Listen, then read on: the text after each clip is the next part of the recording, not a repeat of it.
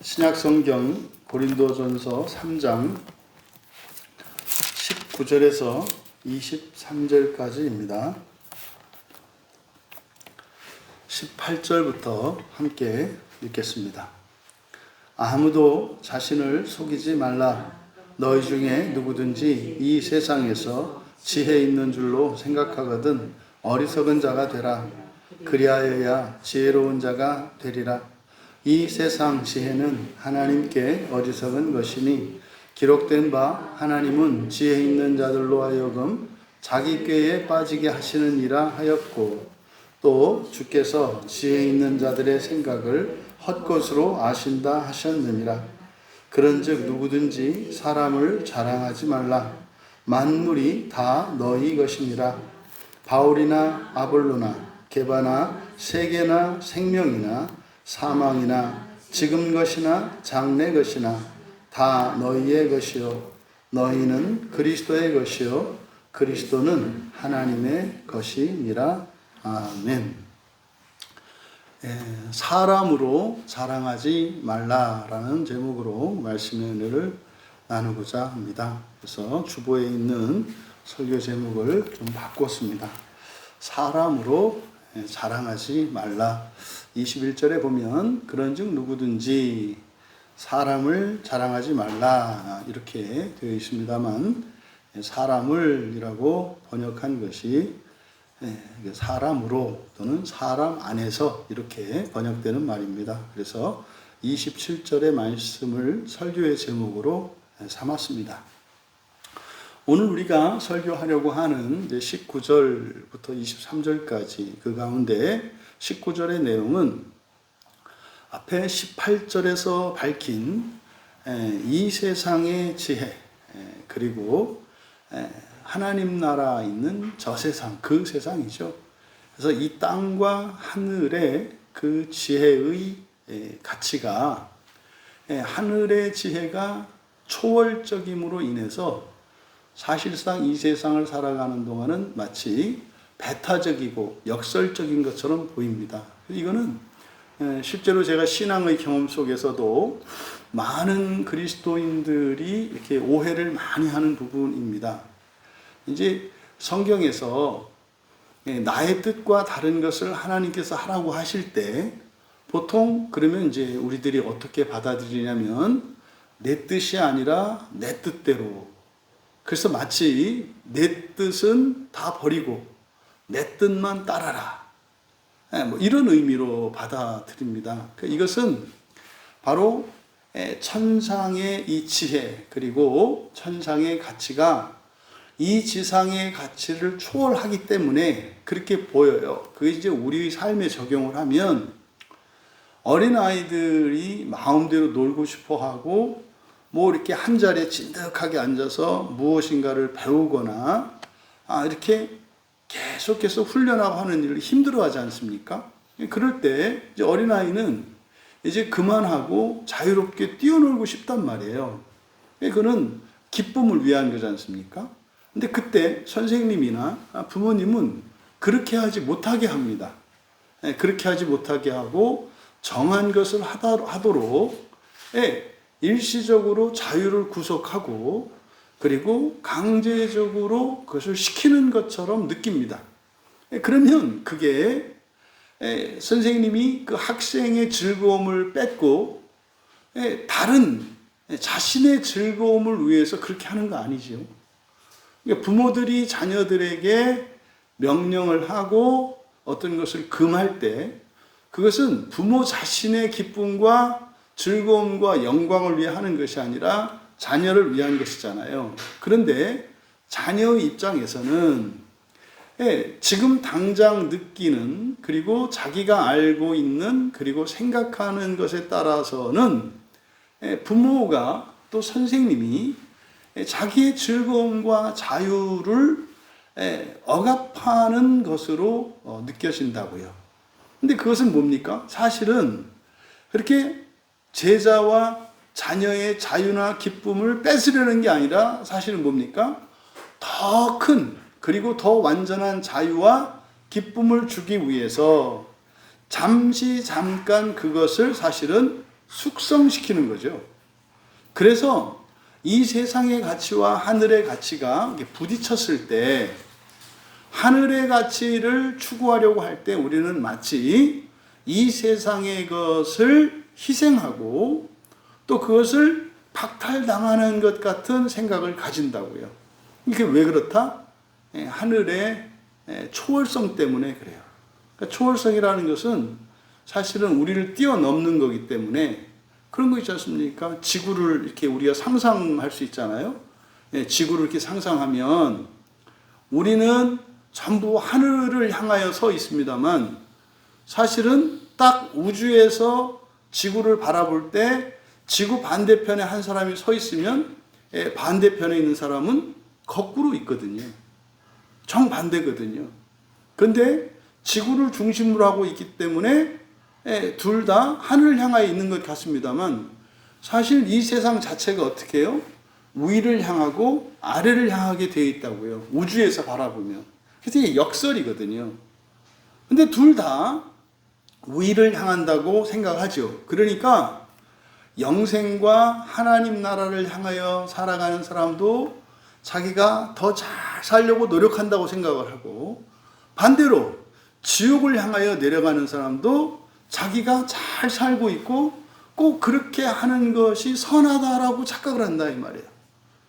그래서 이 세상에 있는 것은 항상 두 개의 방향이 있습니다. 그래서 위가 있고 아래가 있고 선한 것이 있고 악한 것이 있고 이것은 이 첫 세상의 속성이에요. 이건 어쩔 수가 없습니다.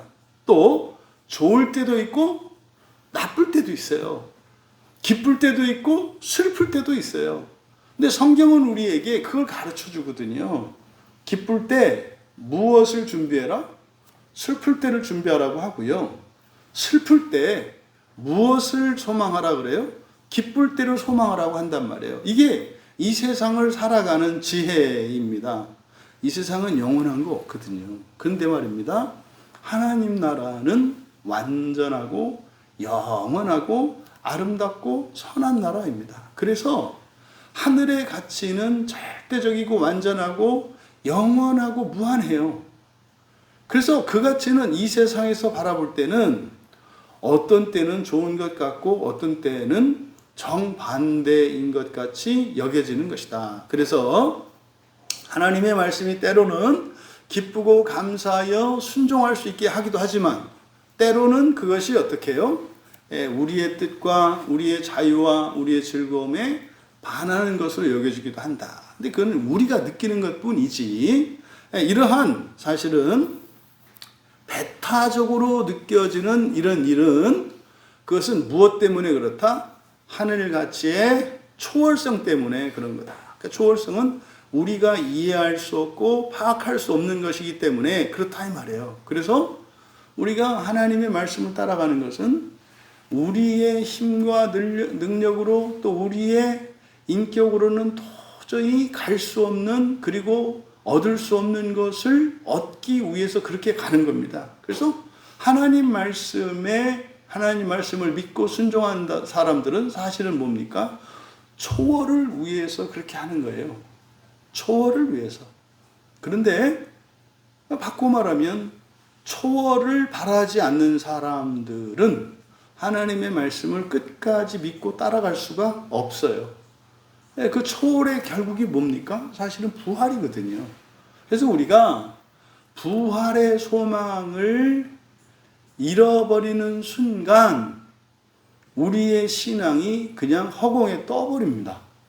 의미도 없고 방향도 잃어버리고 오히려 자기의 인생에 방해가 되는 것 같고 손해가 되는 것 같은 이런 생각도 할 수 있는 거예요. 그래서 우리는 절대로 잊지 말아야 하는 것이 뭐다? 그냥 앉으나 서나 자나 깨나 부활입니다. 부활. 기독교 신앙에서 성경에서 우리에게 가르쳐주는 바 사람이 태어난 목적이 뭐다? 부활이다. 부활이다. 근데 우리가 목표로 삼아야 하는 것은 무엇이다? 첫째 부활이다. 첫째 부활이다. 그래서 부활은 모든 사람에게 주어진 거예요. 성경에서 그렇게 가르쳐 주죠. 그게 어떻게 그렇게 됐다고요?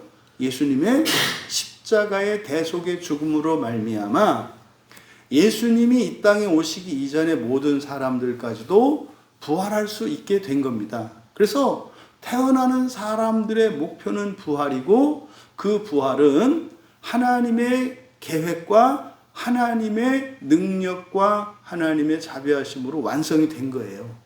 그건 된 겁니다. 그래서 1차적으로 사람이 이 세상에 태어나 살아가는 목적이 부활이라는 것을 잊으면 안 돼요. 이것을 잊으면 인생에 이정표 없이 그냥 방황하는 사람이 되기 때문에 오히려 목표인 첫째 부활에서 멀어지는 삶을 살게 됩니다. 그것은 교회 안에 있는 그리스도인도 예외는 아닙니다. 예수님을 믿고 이제 세례를 받고 교회에 나와서 하나님의 말씀을 배우며 그 말씀을 따라 살아가게 되었다라고 하는 것은 첫째 부활의 가능성 안에 있는 것을 말합니다. 이거는 첫째 부활의 가능성이에요. 근데 그 가능성만으로 첫째 부활이라는 목표를 달성할 수 있는 것은 아니에요. 거기에는 절대적으로 하나님의 은혜가 필요합니다만, 거기에 반드시 동반해야 되는 것은 우리의 자발성입니다. 우리의 믿음입니다. 우리의 참여가, 전인격적인 참여가 필요합니다. 그래서 이 첫째 부활의 목표를 위해서 성경이 있고, 교회가 있고, 설교가 있고, 있는 거다 이 말이에요. 그러니까 이것을 여러분들이 항상 염두에 두시기 바랍니다. 그래서 18절에서 말씀했던 내용, 세상에서 지혜 있는 줄로 생각하거든 어리석은 자가 되라, 그리하여야 지혜로운 자가 되리라. 여기 이제 생략된 말을 찾아낼 수 있어야 한다 그랬어요. 그러니까요, 이 세상에서 지혜롭다고 생각하는 사람은 이런 거죠. 이 세상에서 지혜롭다고 생각하는 사람은 그것이 오히려 하늘에서는 어떤 것이다? 어리석은 것이다 이 말이에요. 그래서 하늘나라에서, 다시 말해 우리가 첫째 부활을 위해서 살아가는 사람은 이 세상의 지혜가 아니라 하늘의 지혜를 따라 살아가는 사람들인데, 그 하늘의 지혜로 이 세상에서 살아가면 이 세상에서는 오히려 그것이 어리석은 것으로 보인다 이 말이에요. 이게 문제인 거예요. 그러니까 땅에서도 지혜롭고 하늘에서도 지혜로우면 이 세상에 어떤 사람도 예수님을 믿지 않고 교회에 나오지 않을 사람은 없어요. 근데 그렇게 우리가 교회를 다니고도 첫째 부활의 목표를 추구하지 못하는 이유는 뭐예요? 가치가 정반대인 것처럼 느껴지기 때문이다라는 거예요. 이제 그 이유를 19절에서 설명을 하는데, 18절과 19절에 우리말 성경에는 똑같이 세상, 18절에 누구든지 이 세상에서, 세상이라고 되어 있지 않습니까? 그리고 19절에도 이 세상 지혜는 세상이라고 되어 있잖아요.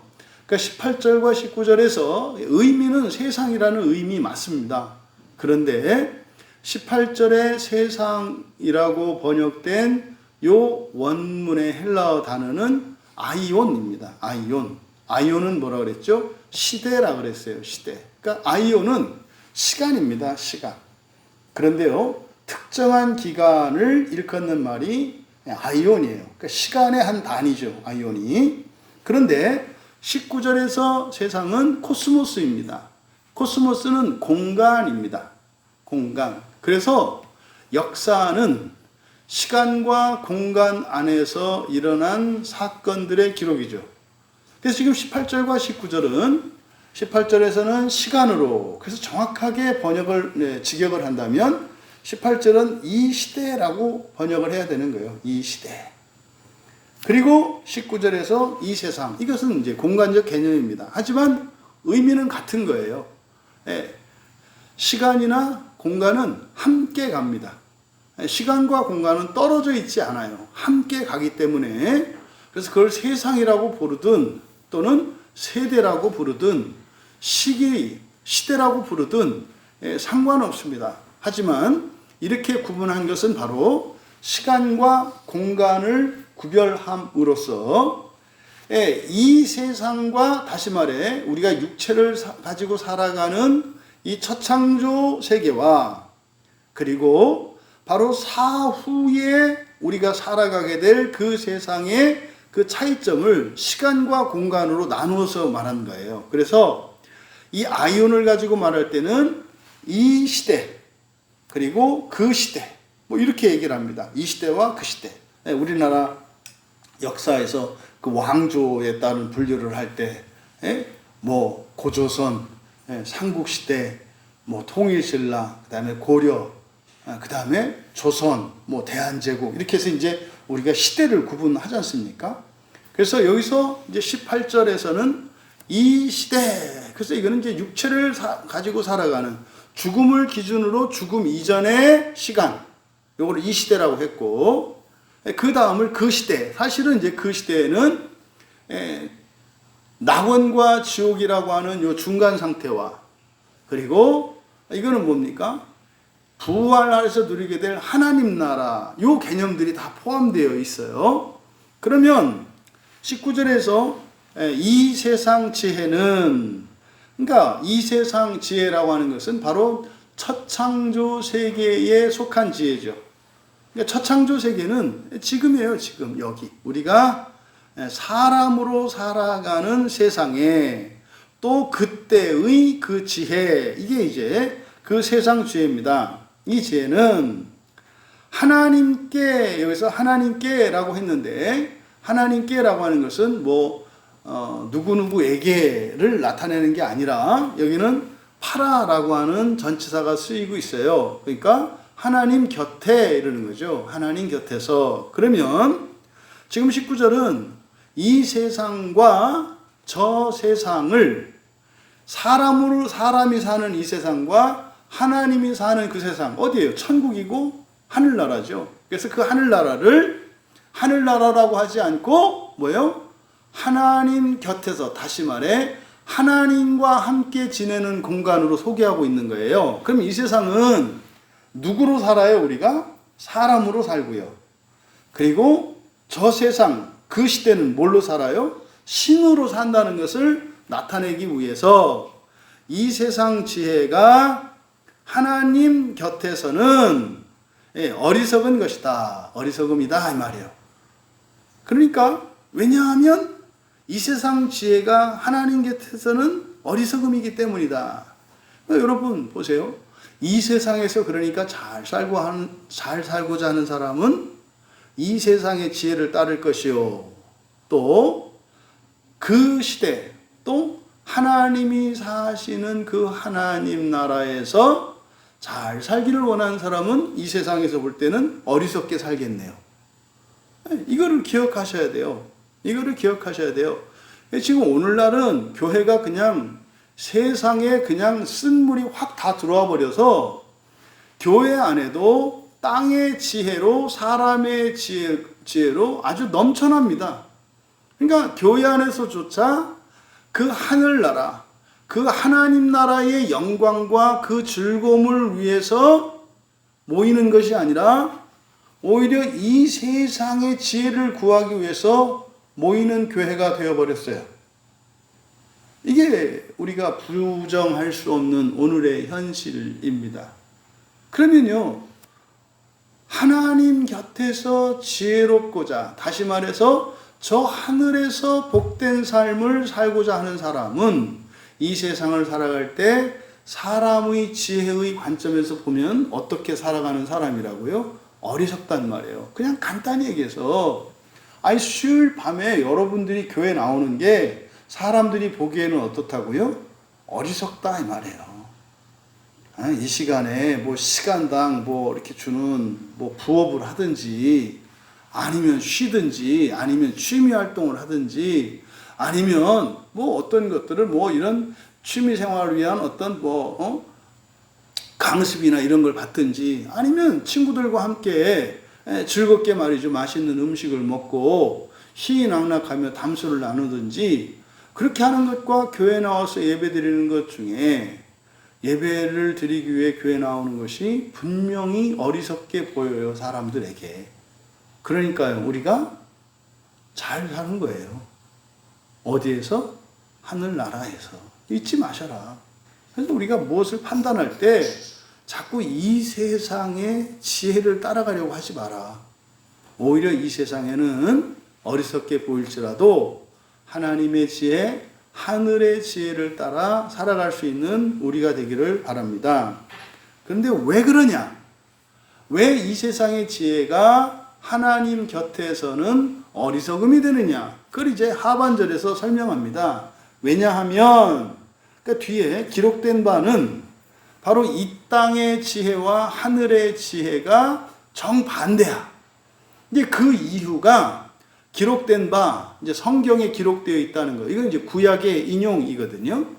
그러니까 뒤에 있는 내용을 보니까 우리말 성경은 하나님은 지혜 있는 자들로 하여금 자기 꾀에 빠지게 하시느니라.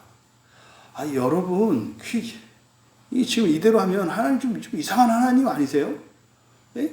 지혜 있는 자들로 하여금 자기 꾀에 빠지게 하시느니라. 물론 얼마든지 좋게 설명을 할 수 있어요. 네? 그래서 그게 이제 안 좋은 거니까 자기 꾀에 빠져서 이렇게 하게 하는 거다. 뭐 이렇게 설명할 수 있습니다만은 우선은 성경을 정확하게 번역하고 그리고 나서 설명을 해야죠. 여기를 그대로 번역하면은요, 그것은 그들의 꾀 안에 있는 지혜를 붙드는 것이기 때문이다. 이렇게 돼요. 그러니까 그들의 꾀 안에 있는 지혜. 그러니까 이 세상의 지혜라고 하는 것은 사실은 뭡니까? 세상의 지혜도 아니다 이거예요. 세상의 지혜도 아니고 뭐예요? 스스로 지혜 있다고 생각하는 자신들의 꾀. 그럼 그 사람들, 그 지혜 있다고 생각하는 사람들의 꾀가 이 세상 모두의 지혜가 아니잖아요. 부분집합이잖아요.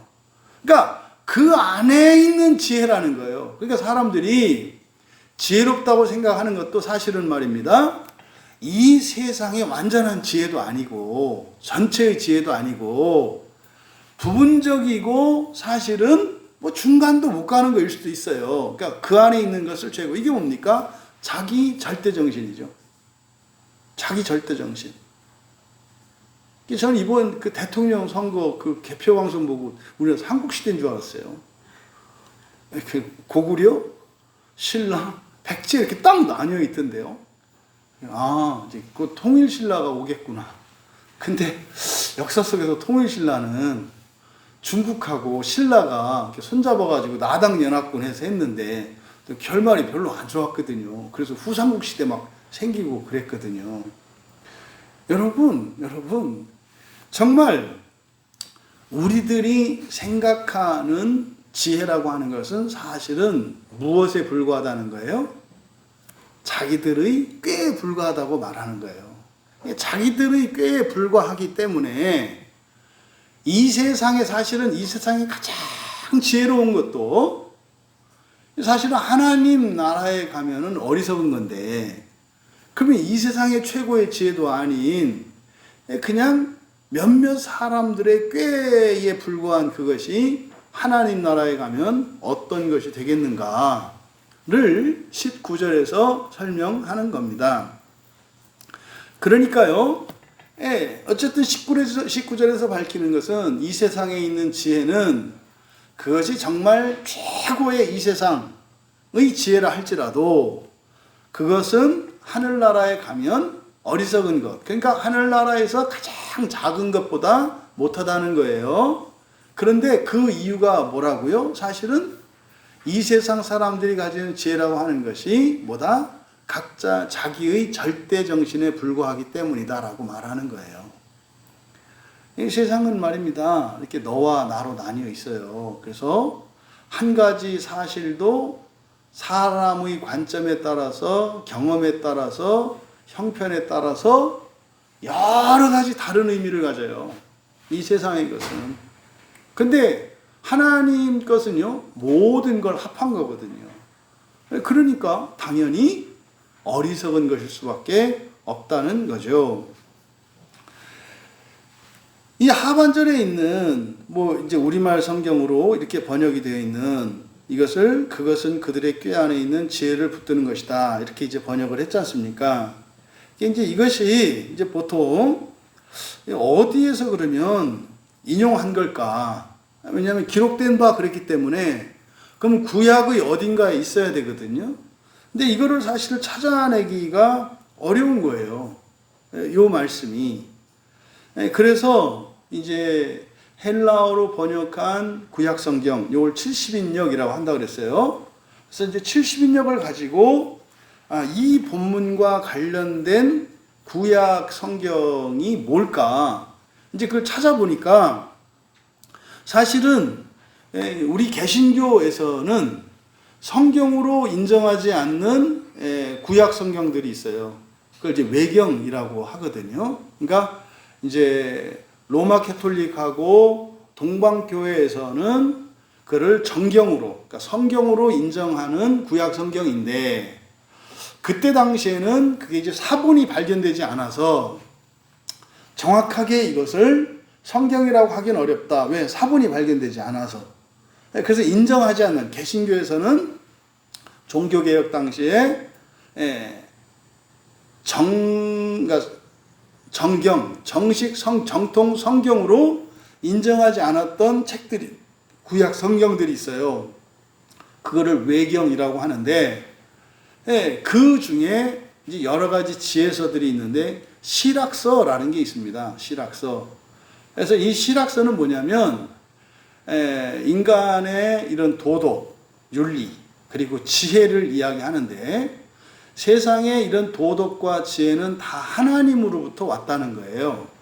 그래서 이 세상의 도덕이나 지혜는 이 세상에서 보다 잘 살게 한다는 거예요. 왜? 그게 하나님으로부터 왔기 때문에. 하지만 그것들은 뭐예요? 그림자에 불과한 거라는 거예요. 그래서 궁극적으로는 모든 지혜의 원천이신 하나님의 지혜를 기준으로 해야 할 것을 강조하는 책이 바로 실학서라고 하는 책이에요. 그래서 그 실학서는 뭐 지금 여러분들이 참고로 말씀드린 것은, 기록된 바라고 하는 것은 구약 성경의 인용인데, 우리가 보고 있는 이 구약 성경에는 그걸 찾을 수가 있다 없다? 없다. 그래서 이 내용과 비슷한 것을 이제 제가 찾아보니까 실학서라고 하는 성경에 그 지혜를 다루고 있는 그 본문들 안에 몇 군데가 있더라. 뭐 이제 그 정도까지만, 뭐 설명을 자세히 할 필요는 없는 것 같고. 그러면 이어서 20절에 또 주께서 지으는, 여기서 이제 또라고 되어 있는데 그냥 또 이거 그리고만 되어 있는 게 아니라 카이 팔린, 그래서 바로 19절이 왜냐하면으로 시작한다 그랬잖아요. 왜냐하면 뭐다? 이 세상 지혜가 하나님 곁에서는 어리석은 것이기 때문이다. 그 다음에 20절이 또, 그러니까 카이 팔린 것은 또 다른 이유를 말하는 거예요. 그러니까 두 번째 이유. 그러니까 이건 지금 다 뭐라고요? 18절의 내용을 설명하는 거라고 했어요. 그러니까 이 세상에서는 오히려 어떻게 해라? 세상에서 보았을 때는 어리석은 자처럼 살아라. 그리고 이 세상에서 네가 지혜롭다고 생각하면 그건 참 하늘에서는 어리석은 것이다. 그러니까 이 세상에서 사람으로, 그리고 이 세상적으로 성공하려고 하는 지혜, 사람들이 다 이거 쫓아가거든요. 성공하려고 하고 부자가 되려고 하고 권력을 잡으려고 하고 뭘 하거든요. 그래서 그렇게 하는 거를 지혜롭다고 생각을 해요. 근데 성경은 뭐라 그래요? 어리석다고 한다니까요. 그래서 사람들이 이 세상에서 추구하는 부와 명예와 권력은 하나님이 높이시도록 해야지, 그것을 내가 직접 얻으려고 하면 아주 어리석은 길을 가는 거예요. 영적으로 보면. 그래서 하나님이 높여주셔야 되는 거지, 내가 스스로 지혜롭다고 착각해서 무엇인가를 이 세상에서 얻으려고 하는 일은 하나님 있는 거기에서는 어떻다? 매우 어리석은 거야. 지옥으로 가는 길이다 이 말이에요. 그러니까 이게 여러분, 사람들이 동의할 수 없는 말이라고요. 아니 어떻게 열심히 노력하고 다른 사람들보다 더 빨리 그래서 이기고 이렇게 하는 게 왜 어리석단 말이에요. 그러니까 아이고 저것들은 능력이 없으니까 또 게을러서 저렇게 말장난하는 거야 이렇게 생각한다고요. 근데 그 이유를 지금 말한다 이 말이에요. 왜 이 세상에서 어리석게 살아야 되느냐? 첫 번째 이유 19절에서 말하는 게 뭡니까? 이 세상의 지혜는 하늘에 가면 오히려 어리석은 거기 때문이다 그렇다. 이게 19절이고 두 번째 이유를 12절에서 밝힌 거예요. 주께서 지혜 있는 자들의 생각을 헛것으로 아신다. 뭐 이렇게 되어 있는데 이거는 이제 두 문장을 막 합쳐놨기 때문에 의미가 제대로 안 드러나 있어요. 그대로 직역하면 이렇게 됩니다.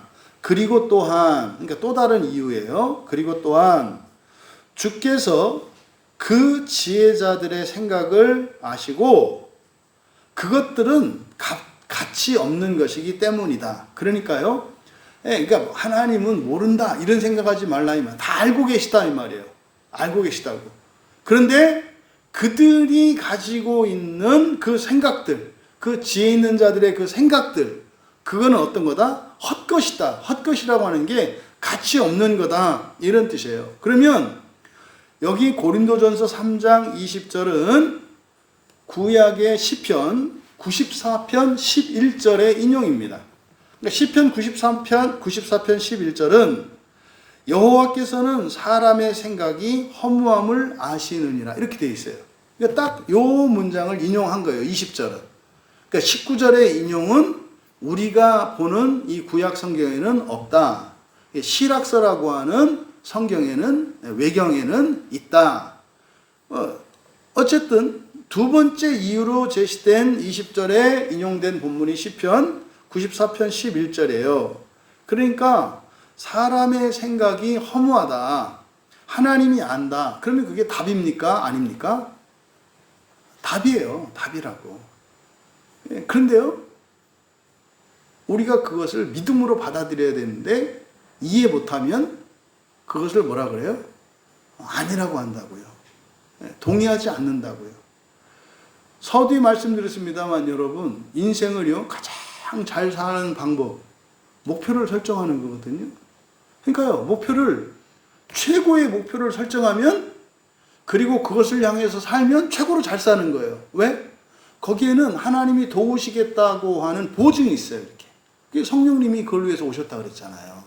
근데 목표를 최고의 목표가 아니라 그 다음에 목표를 세웠어.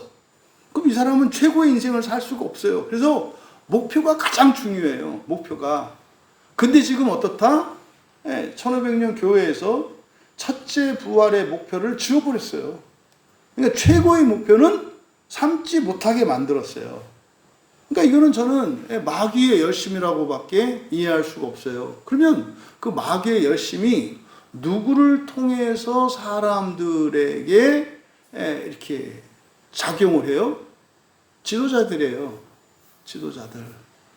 지도자들을 통해서 마귀의 열심이 꽃을 피운다고요. 그래서요, 교회 안에서도 교회의 그 양떼들, 교회에 있는 하나님의 자녀들을 최고의 목표로 인도하는 사명이 교회에 있지만 또 그것을 가로막고 방해하는 것도 교회의 지도자들이라는 것을 여러분들이 잊으시면 안 돼요. 그래서 제가 분명히 정말 당부드려요. 첫째 부활을 최고의 목표로 제시하지 않는 목회자라면 그 최고의 길로 인도하는 인도자는 아니에요. 그건 알고 가야 돼요. 그건 알고 가야 돼요.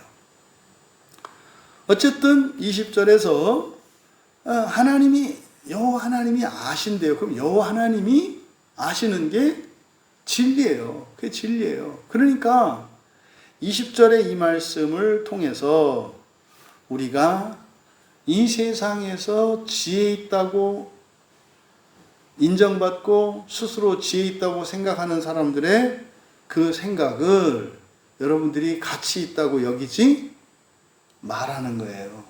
저는 지금 이 AI가 이것들을 바로 잡게 하는 하나님의 은혜의 방편이다 싶어요. 정말 예전 같으면은 예를 들어서 어떤 한 분야의 전문적인 지식을 갖추려면은요, 엄청난 시간과 돈과 또 그 사람의 노력과 수고, 그 다음에 그 사람의 재능, 특별히 기억력이에요. 이게 절대적으로 요구됩니다. 아무나 박사가 될 수 없거든요. 지금은요, 다 박사가 될 수 있어요. 여러분, 우리 광야 교인들만큼이라도 이 시대의 변화에 잘 적응했으면 좋겠어요.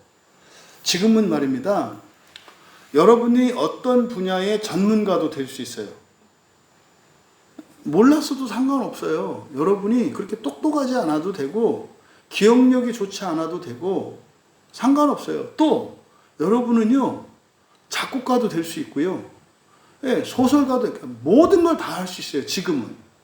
그러니까 여러분들이 꿈을 이루기 위해 필요한 능력과 어떤 자질들을 먼저 갖추어야 됐어요. 옛날에는. 그래서요, 예를 들어서 좋은 대학교만 딱 나오면 그 졸업장 하나 가지고 평생 편하게 살아요.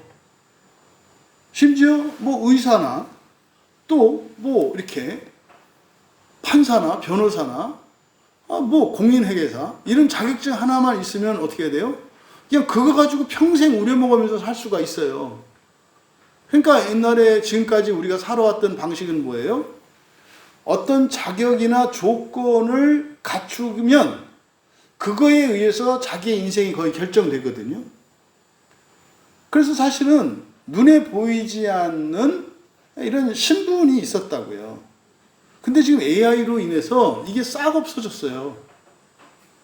그러니까 여러분 정말 지금은요, 세상이 완전히 다른 세상이 되고 있거든요. 뭐 과거에 우리나라의 경우에 내가 양반집에서 태어났느냐 아니면 상놈의 집안에서 태어났냐에 따라서 운명이 결정되죠. 그냥 상놈의 집안에서 태어났는데 내가 너무 똑똑해. 암기력도 좋고 뭐 이렇게 물리력 이렇게 깨닫는 것도 지혜로워. 그거 저주거든요. 상놈은 글을 배우지 못하게 돼 있는데 그 글을 배우면은 그 법을 어기는 게 돼가지고. 그러니까 이런 사람들이 맨 하는 게 뭐예요? 다 반란을 일으키거나 이렇게 할 수밖에 없어요. 이게 기껏해야 이제 뭐 그림 그리고 소설 쓰고, 그거 뭐 맨날 술 먹고 여자들하고 놀고 뭐 이거밖에 못해요. 뭔가 사회에 기여하려고 하면은 기회가 주어지지 않으니까. 그러다가 신분사회가 철폐됐잖아요. 그러면서 과거에는 신분제일주의였는데 그 다음에 뭘로 바뀌었어요? 개인의 능력이잖아요. 그게 지금까지 온 거예요. 개인의 능력. 지금은 절정에 다다랐죠. 이게 너무 개인 능력 위주로 되다 보니까 능력이 있으면 이제 위아래도 없어. 옛날에는 최소한 어떤 도덕과 규범 아래서 이제 능력이었는데, 능력이 이제 막 한없이 이 암덩어리처럼 자라가지고 모든 걸 다 먹어버려서 능력만 있으면 최고야. 그럼 능력 있으면 법도 필요 없고 도덕도 필요 없고 양심도 필요 없고 뭐 정직 이런 것도 필요 없어. 왜요? 능력. 이게 능력이라는 게 여러 가지예요. 폭력도 능력이고요. 뭐 이런 지식도 능력이고요. 돈도 능력이고요. 조직도 능력이고요. 모든 게 여러 가지 능력이거든요. 그러니까 뭐로 가도 서울만 된다고 그냥 싸워서 이기면 되고 그러면 능력이 있는 거고. 그러면은요, 모든 게 이게 그래서 마지막이라고 한 거예요. 능력의 마지막 시대가 왔구나. 사실은 그 예고편이 뭐였어요? AI였다고요. 사람이 그 과거에 능력 제일주의였을 때 그 능력은 이제는 모든 사람이 다 갖출 수 있어요. 그러니까 여러분 나이 이런 거 따지지 마시고 자꾸 여러분 스마트폰에다가 이 AI들을 여러 개 AI들을 깔아가지고 그거를 자꾸 익숙해지셔야 돼요. 자꾸 익숙해져야 돼요. 챗 GPT 같은 경우 여러분들이 이렇게 물어보면은요, 다 알려줘요. 다. 물론 어느 정도는 뭐 이렇게 검증하고 해야 됩니다만 뭐 일상생활에서는 큰 뭐 적이 없단 말이에요. 그러니까 여러분들이 그러니까 무엇을 어디까지 물어봐야 되나 이렇게 생각하다 보니까 못 물어보세요. 다 물어보셔도 돼요. 뭐든지 다 물어보셔요. 뭐 꿈 해몽 시켜도 되고, 성경 뭐 해도 되고, 뭐 음식 뭐 시켜도 되고, 뭐 이게 다 알려줘요, 다. 그러니까 저 같은 목사들은요, 뭐 외국에 가서 어떤 선생님 밑으로 들어가거든요. 공부하려면. 이제 박사가 되려면 어떤 선생님 밑으로 가야 돼요. 그래서 그 선생님이 가지고 있는 지식을 전수받아서 박사가 되는 거거든요. 그러니까 어떤 전공의 어떤 교수님 밑에서 공부했냐라고 하는 것은 사실은 그 교수님이 가지고 있었던 그 지식을 전수받은 사람이라는 뜻이에요. 근데 그게 결국 뭐냐면 책이에요, 책. 그 선생님이 공부했던 책들, 그리고 종합한 결과물들, 그거를 배우는 거예요. 그러면요, 그때는 뭐 박사과정까지 가려면 뭐 엄청난 자격 조건도 요구하고 뭐 돈에 시간 들잖아요.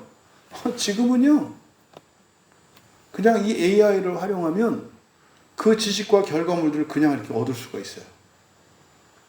여러분도 마찬가지예요. 그 지금은요, 완전히 신분 사회가 무너지고 개인의 능력으로 이게 바뀌는, 사실은 그게 이제 1900년, 20세기 초기죠. 1900년에서 20세기 이 거의 100년을 개인의 능력 위주의 시대로 살아온 거예요. 지금은 이제 바뀌어요. 무엇으로 바뀔까요? 사실은 우리의 도덕성이고요. 인간성이고요. 더 나아가서는 뭡니까? 결국 성경에서 이야기하는 부활이에요. 전 단언코 얘기할 수 있어요. 교회 안에 있는 청년들이 지금 성경만 제대로 알면 자기가 인간적으로 갖추지 못한 이런 능력이나 이런 것들은 지금 아무 상관이 없는 시대가 됐어요. 근데 문제는 뭐예요? 그거를 활용을 안 하면 뭐 능력이 없는 거지. 그러니까 능력이 없어서 능력이 없는 게 아니라고요. 게으르고 무식해서 능력이 없는 거라고. 지금은 능력으로 인해서 무언가를 방해받거나 이런 시대는 아니다. 이 말씀을 준비하셔야 된다는 거예요. 왜? 시대가 바뀌었기 때문에 그래요. 시대가 바뀌었기 때문에. 그래서 이 세계의 질서가 바뀌고 있기 때문에 그런 변화들을 우리가 잘 적응해야 합니다. 왜냐하면 육체를 가지고 살고 있기 때문에. 하지만 그렇게 해서 여러분들이 이 세상에서 어떤 성공을 구가한다 할지라도 그걸 가지고 자 개인의 어떤 호의호식하고 이 세상에 즐거움을 내서 살아간다면 그건 어리석은 일이다. 그거 어떻게 해라? 사실은 여러분들이 부자가 되고 힘있게 되고 잘 되는 거는 왜 그러는 거예요? 부활을 위한 거예요. 부활을 위해서 그럼 거 어떻게 해야 돼요? 남을 위해서 써야 되는 거예요. 남을 위해서 쓰기 위해서 그렇게 하는 거거든요. 성공해서 남 주냐? 네. 네요, 네. 옛날에는 성공해서 남 주냐? 너 하려는 거지. 근데 교회에서 뭐라 그래요? 네, 남 주기 위해서요. 이게 사실은 이타적인 삶이고 세상을 위해서 살아가는 삶, 이런 사람들은 이제는요, 얼마든지 능력을 가질 수 있으니까. 근데요, 자기만을 위해서 살아가는 사람은 그런 능력들을 활용하지 못할 뿐만 아니라 그런 능력들 때문에 결국은 망하게 돼요. 권력자는 권력 때문에 망해요. 부자는 자기 부 때문에 망해요. 이 세상은 원래 그런 거예요. 그래서 여러분, 여기서 헛것이라고 하는 이 개념, 이거는 바로 뭐다? 정말로 이 세상에 있는 것은 한시적이고 제한적이고 상대적인 거예요. 권불10년이라는 말이 있잖아요. 권력이 10년 가지 않는다. 그렇죠? 근데요, 반드시 해가 떠오를 때가 있으면 해가 질 때가 있어요. 근데 말입니다. 영원히 해가 지지 않는 나라. 거기가 어딥니까? 하나님 나라. 그럼 하나님 나라 하늘 지혜를 가지고 여러분들이 이 세상을 살아가야 돼요. 그럼 이 세상에서도 하늘 지혜로 하늘에서만 사는 게 아니라 이 세상에서도 살 수 있어요. 근데 그 하늘 지혜는 이 세상에서 어떻게 보여요? 어리석게 보여요.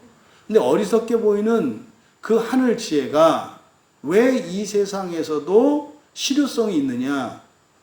하나님이 도우시기 때문에 그래요. 하나님이 도우시기 때문에. 하나님의 도우심을 따라 하나님의 능력으로 살아갈 수 있게 되기 때문입니다. 그런데 이 세상의 것들이 헛된 것인 줄 모르고 사람들은 그게 마치 영원한 줄 알고 살아가는데, 하나님이 그거는 다 한때다. 곧 사라진다. 금방 지나간다.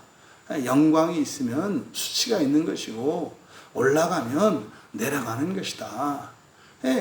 반드시 아름답고 뭔가 되는 것 같지만 오히려 그것 때문에 수치를 당하고 고통을 겪는 일이 있을 것이다 라고 우리에게 가르쳐 주는 거예요. 핵심은 21절이 가장 중요한 본문입니다. 그런즉 누구든지 사람을 자랑하지 마라. 만물이 다 너희 것입니다. 꼼꼼히 생각하셔야 돼요. 먼저 여기서 사람을 자랑하지 마라 이렇게 번역되어 있는데, 이게 이제 이것은 정확한 번역은 아니다. 사람을 이제 의미상으로는 뭐 대충 설명할 수 있겠습니다만, 여기가 전치사 n을 썼다고요. 그래서 안트로포이스, 그래서 사람들 안에 또는 사람들로 이렇게 되는 거거든요. 사람들 안에 또는 사람들로. 그러니까 그 누구라도 사람으로 또는 사람 안에서 자랑하지 말라 이렇게 된 거예요. 그 이유, 왜냐하면 만물이와 자랑하지 말라와 만물 요 사이에 왜냐하면이라는 접속사가 들어가 있어요. 그러니까 자랑하지 말아야 되는 이유, 만물이 다 너희 것이기 때문이다. 1차적으로 지금 21절에 이 내용을 또 개략적으로 우리가 이해할 필요가 있는데, 여러분들이 자랑할 때 뭘 자랑하시나요? 어떤 걸로 자랑하죠? 사람들 다 가지고 있는 걸로 자랑하나요? 다 갖고 있는데 자랑하냐고요? 아니잖아요. 우리나라 나 머리카락 까맣다. 물론 이제 그 자랑할 수도 있겠네. 나이 많이 먹었는데 나 머리카락 까맣다. 이거 염색 안 한 거다. 할 수 있겠네. 근데 적절한 예는 아닌 것 같고. 그러니까 사실은 다 하얀데 나만 까말 때 자랑하는 거잖아요. 그잖아요. 다 늙었는데, 제가 오늘 제 친구들이 지금 여기 외국 다 이제 시골 친구들이 막 놀러 가지고 사진을 찍었는데, 하여튼 가관도 아니더라고. 아주 아저씨들 참 사진을 찍어도 어떻게 못 찍는지. 아주 이렇게 쭉 늘어서서 이제 우리 아저씨들 다 사진 찍었는데, 제가 자랑했잖아요. 봐봐, 이게 내 친구들이야, 이렇게. 제 아내한테. 왜요? 내가 봐도 우리 친구들이 아저씨들 같아요. 그러니까 자랑한다라고 하는 것은 똑같지 않은 걸 자랑하잖아요. 그리고 똑같지 않기만 한 게 아니라 더 좋은 거잖아요. 그럴 때 자랑을 하는 거죠. 예를 들어서 시계를 찾는데 다 시계를 찾어. 근데 그때 자랑할 때 다 찾는데 나 시계 있다? 이거 자랑 안 한단 말이에요. 저 중학교 때는 시계가 없었어요. 손목시계 찬 애들이 없었거든요. 한 반에 1명, 2명 이랬거든요. 제가 이제 아버님이 저에게 선물해 주셨던 잊을 수 없는 선물. 비 오는 날, 술 한잔 이렇게 하셔가지고 기분이 좋으셔가지고 먹는데 전재야 바깥에부터 부르시더라고요. 비에 흠뻑 젖으시고 이렇게 환하게 우셨던 그 모습을 잊을 수가 없어요. 이렇게 잔재야. 근데 저희는 아버지가 무섭거든요. 웃어도 무서워. 아버지는 잔재야. 그러니까 누님이 너 빨리 나가봐. 이제 잘 됐지. 나를 불렀으니까. 빨리 나가. 그래가지고 네 하고 이제 눈치 보면서 이렇게 나갔죠. 근데 아버님이 그 빛 속에서 웃으시던 모습이 지금도 이렇게 얼굴이 기억이 나거든요. 딱 어디 오더니 문지방에 딱 앉으시더라고. 그랬더니 딱 박스에 정말 귀한 거였어요. 그때 이렇게 딱 선물 딱 세상에 멋있는 그때 시계 이름이 어쨌든 레미안이었어요. 지금 아파트 레미안이 있는데 그때 뭡니까 파랑색 초록색 바탕에 시계 그 시침 분침에 이렇게 이제 무슨 보석 같은 게 박혀 있고, 와, 제가 뭐 그 선물 받았을 때 뭐 이루 말할 수 없어요. 그때부터는 머리 자주 아픈 거 아시죠? 학교 가면 자꾸 머리 아프잖아요. 머리 아파 이렇게. 머리 아파 이렇게. 그러니까 다른 사람 없는 걸 자랑한다고요. 근데 지금 여기서 21절에서 말하고자 하는 바가 뭔지 아시겠죠? 사람으로, 사람 안에서 자랑하지 마. 왜냐하면 만물이, 너희가 누구겠어요? 이게 사람이에요, 사람. 만물은 다 뭐라는 겁니까? 모든 사람이 다 가진다는 거예요. 그런데 우리로서는 이게 이해가 안 되는 말이에요. 왜요? 이 세상에는 가진 사람과 가지지 않은 사람이 그게 다르잖아요. 근데 성경은 뭐라 그래요? 다 너희들은 만물을 다 가지고 있어라고 얘기를 한다고요. 이거 뭡니까? 소망이죠. 왜? 현재는 그렇지 않으니까. 근데 소망을 모르면 사기치고 있네, 뭐 이런 거지. 이거 가지고 교회가 교인들한테 잘못 얘기할 수 있다 이 말이에요. 현실적으로 여러분들은 부족한 게 없어요. 왜 없어요? 많지. 종말론적으로 그렇다는 거죠. 종말론적으로. 그러니까 이걸 여러분들이 아셔야 된다고. 그러니까 그러니까 자랑하지 말아야 되는 그 이유가 뭐라는 겁니까? 세상에 있는 모든 것들은 사실은 뭐다? 모두 다 가지고 있는 거다. 여러분, 뛰어난 머리, 뛰어난 인격, 뛰어난 능력 다 다르잖아요.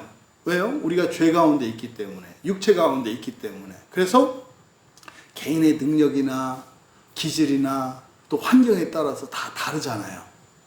그런데 사실은 부활하고 나면 우리가 어떻게 돼요?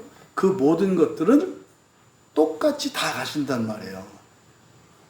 그러니까 물론 시간적으로 좀 앞서고 뒤서는 차이야. 사람들이 이 세상에서 자랑하는 것은 시간이 좀 앞서고 뒤서고의 차이지, 사실은 그거는 결과적으로 종말론적으로는 어떻다라는 거예요? 다 가지게 된다는 거예요. 그러니까 그런 거 지금 잠깐은 자랑할 수 있겠지. 근데 나중에 가면 그거는요, 자랑할 게 아닌 거지. 왜? 다 되니까. 다 되니까. 초등학교 1학년생이 구구단을 외웠다고 자랑하는 거죠. 고등학교 2학년짜리가 구구단 외운다고 자랑하나요? 이 세상에서는 먼저 시간적으로 먼저 하는 것을 잘한다고 하고 그 사람에게 많은 보상을 줘요. 이 세상에서는. 근데 결과적으로는 한글 다 알잖아요. 그런 것처럼 종말론적으로 사람들이 자랑거리로 삼는 그 모든 것들은 다 가지게 된다는 거예요. 그러니까 지금은 자랑거리인 것 같지만 지나고 보면 자랑거리가 아니다. 그러니까 여기서 지금 21절에서 우리에게 가르쳐 주는 건 뭡니까? 진짜 자랑할 만한 거, 진짜 자랑할 만한 거, 그거는요, 모두 다 가지는 것이 아닌 거겠죠. 모두 다 가지는 것이 아닌 거, 이게 뭘까요? 여러분들은 그거 알고 계시나요? 모두 다 가지는 것은 아닌 거? 이게 첫째 부활이에요. 첫째 부활을 하면 하늘에 상급을 얻죠. 그랬잖아요. 이 개혁주에서 열심히 살아야 되는 이유가 상급론이라고요. 상급론. 열심히 다른 사람보다 더 열심히, 더 정직하게, 더 성실하게 이렇게 살면 상급이 있다. 근데 이게 뭐냐는 대답하지 않아요. 있어, 그냥. 하여튼 좋은 거 있을 거야. 근데 이제 우리 교회에서는 그거를 우리들 나름대로 어떻게 이해하는 거예요? 하늘의 별이라니까요. 하늘의 별이 상급이고, 그 하늘의 별을 부활하게 되면 우리가 완전한 존재로서 정말로 창조의 능력을 가지게 되거든요. 창조의 능력은 천사들을 부리는 거예요. 그럼 여러분들이 능력을 갖고 있는데 그걸 못한다고 생각해봐요. 얼마나 안타까워. 근데 그 일은 모두가 다 하는 것은 아니에요. 그러니까 사실은 억제하고 있죠. 억제하고 있지만 진짜 자랑할 것은 뭐다? 첫째 부활이다. 첫째 부활이다. 그래서 이 고린도전서에서 가장 중요한 핵심 주제가 부활이에요. 부활. 그래서 고린도전서 15장을 부활장이라고 하잖아요.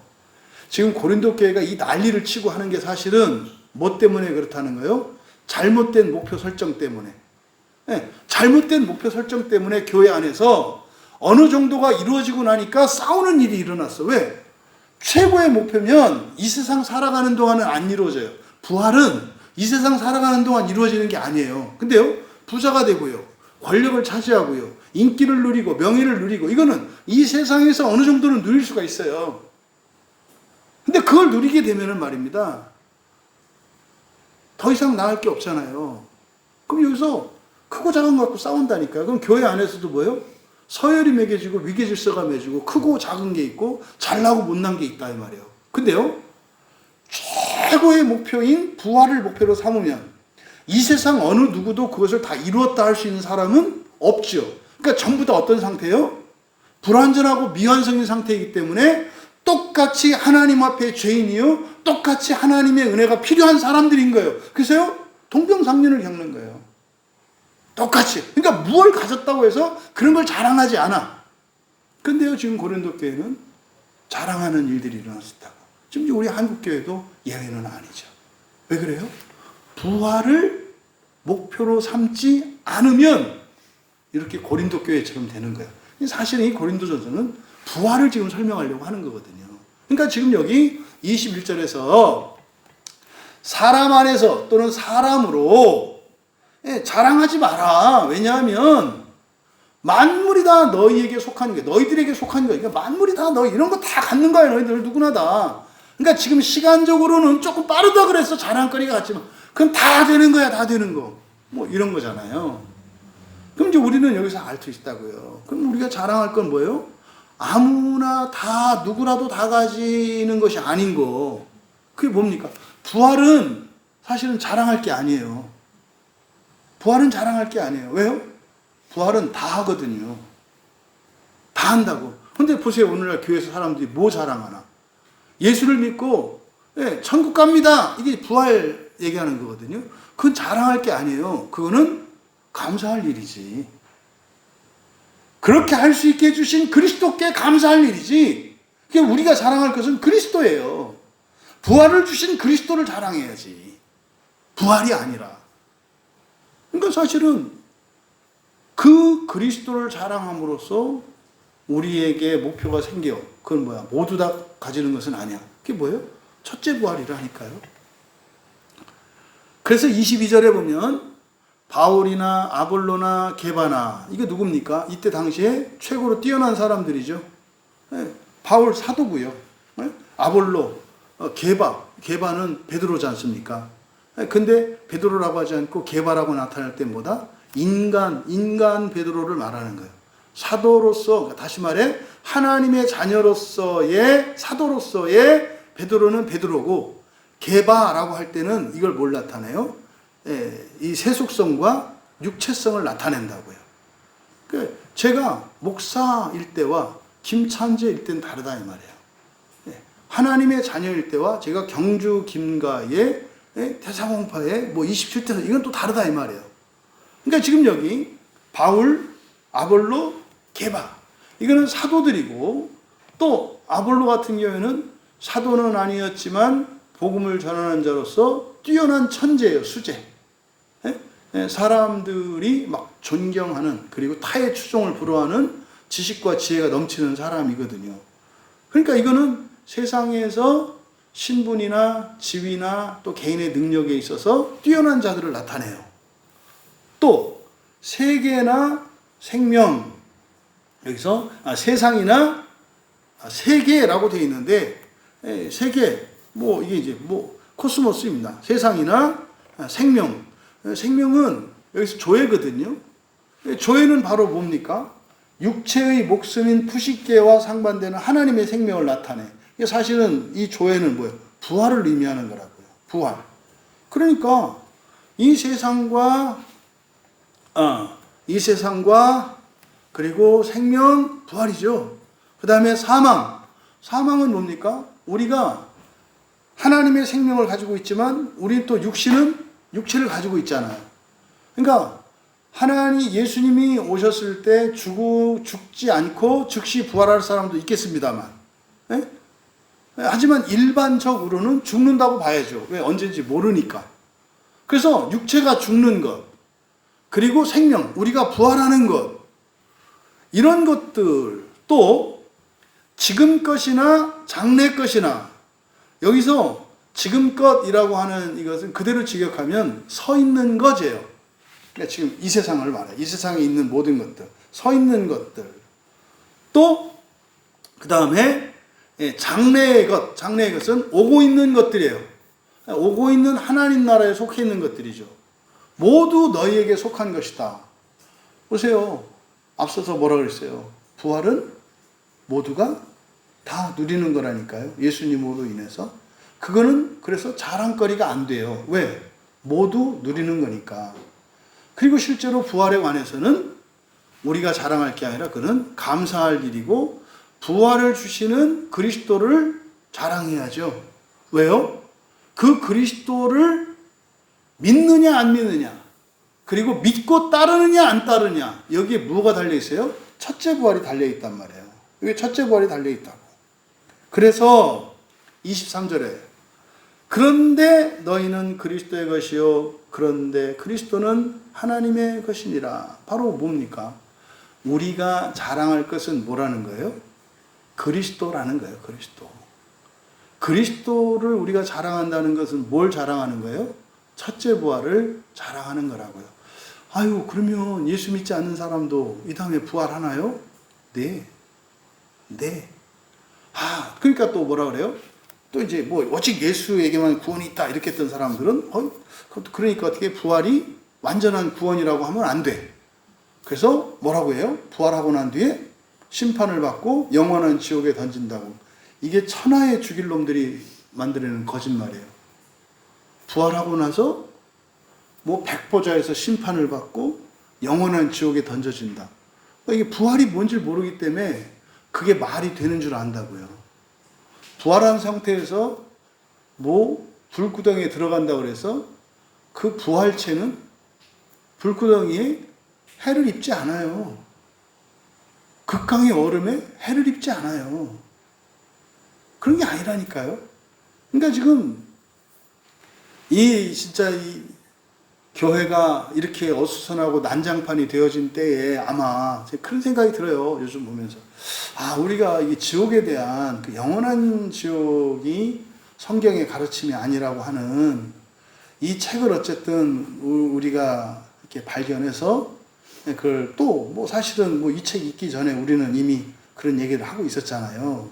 성경을 통해서 보여주신 이게 정말 이렇게 시대의 어떤 큰 분수령이 될 만한 때이지 않을까. 개인적으로는 우리 광야교회 그렇게 쓰임받을 수 있었으면 좋겠다. 1907년에 평양에 있는 산정연교회에서 그 회개로 인해서 온 나라가 뒤집어지고 교회가 그리고 국민들이 바뀌었던 것처럼 정말 이 지옥에 대한 성경의 바른 진리를 이 시대에 드러냄으로써 그 계시가, 지옥에 대한 바른 진리의 계시가 이 시대의 교회와 나라와 모든 신자들을 바꿀 수 있었으면 좋겠다. 그 기대가 들어요. 그런 소망이 들어요. 이렇게 해서 바뀐다면 그러면은요, 여러분 걱정할 거 아무것도 없어요. 사회 부조리나 악한 자들이나 다 해결됩니다. 다 해결돼요. 교회만 바로 서면은요, 모든 것은 제자리를 찾게 돼 있어요. 악한 것은 멸망의 자리로 가게 되고요.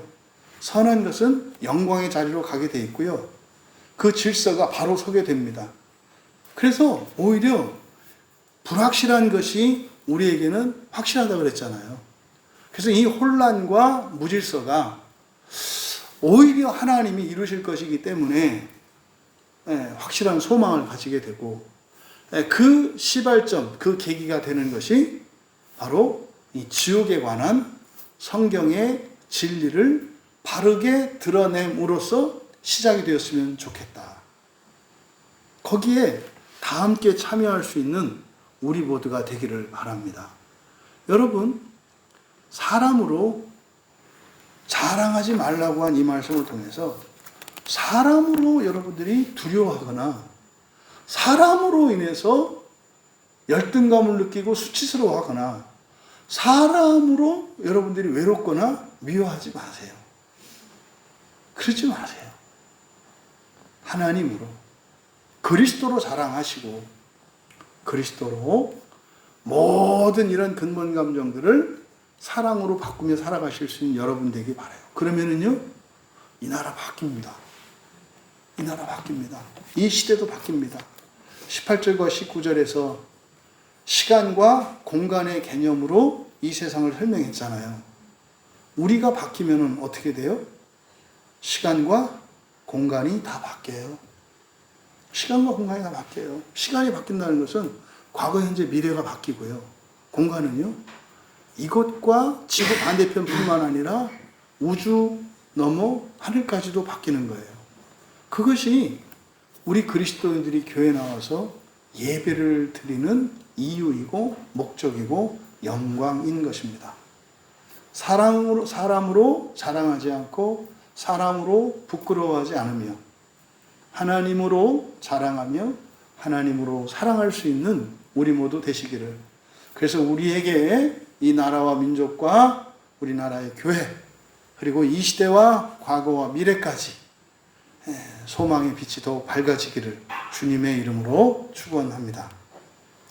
우리 말씀을 생각하며 함께 기도할 때 생각을 해봅시다.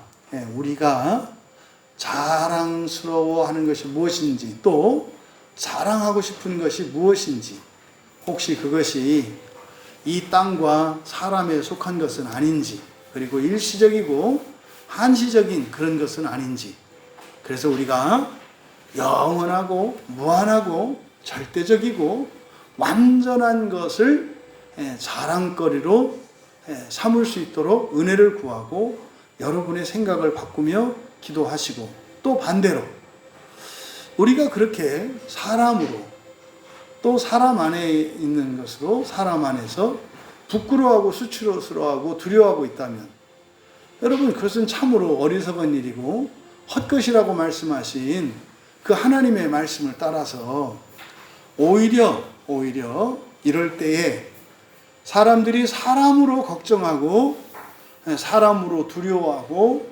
사람으로 화를 내는 이 시대에 하나님을 두려워하게 하시고 하나님을 사랑하고 이 세상을 사랑할 수 있도록 은혜를 내려 주시옵소서.